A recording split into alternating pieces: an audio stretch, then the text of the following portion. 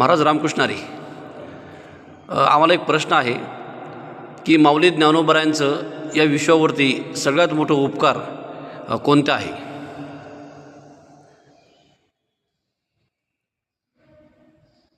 पहिली गोष्ट, उपकार हा शब्द या सृष्टीमध्ये सर्वोत्तम शब्द आहे. तो दानाशी संबंधित येतो.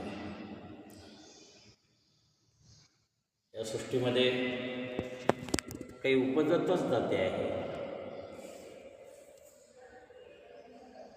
परोपकाराय दुभंती गावा,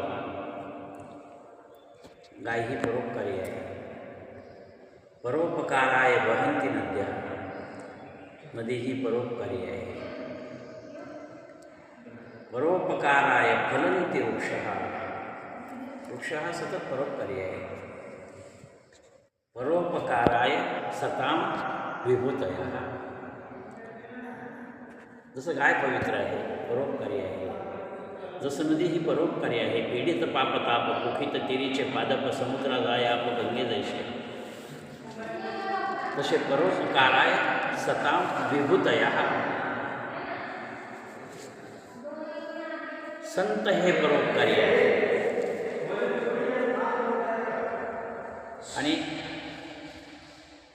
संत परोपकारामध्ये सर्वोत्तम परोपकारी संत जर असेल तर ज्ञानराज माऊली होते. माऊलींनी या विश्वासाठी जे दान दिलं ते दान नाही देऊ शकलो कोणीच.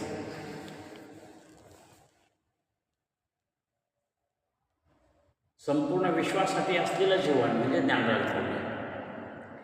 नाथ परंपरेचं जर आपण चिंतन केलं तर आदिनाथ उमा एकालाच ज्ञान आहे, एकाकडून एकाला ज्ञान.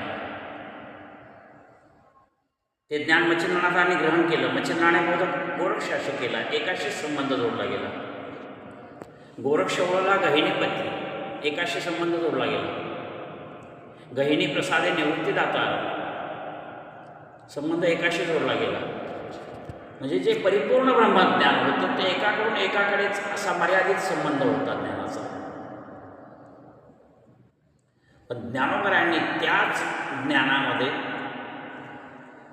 संपूर्ण विश्वाशी संबंध जोडला. मग तो कोणी असो, ज्ञानी असो, अज्ञानी असो, छोटा असो, मोठा असो, स्त्री असो, पुरुष असो, बाळे, नारी, नारी आदी करून वेश्याही, एक कानोपात्रासारखी वेश्या ज्ञानोबरायांकडून उद्धार पावली. संपूर्ण विश्वासाठी शरीर घेऊन आलेलं रूप होतं हे.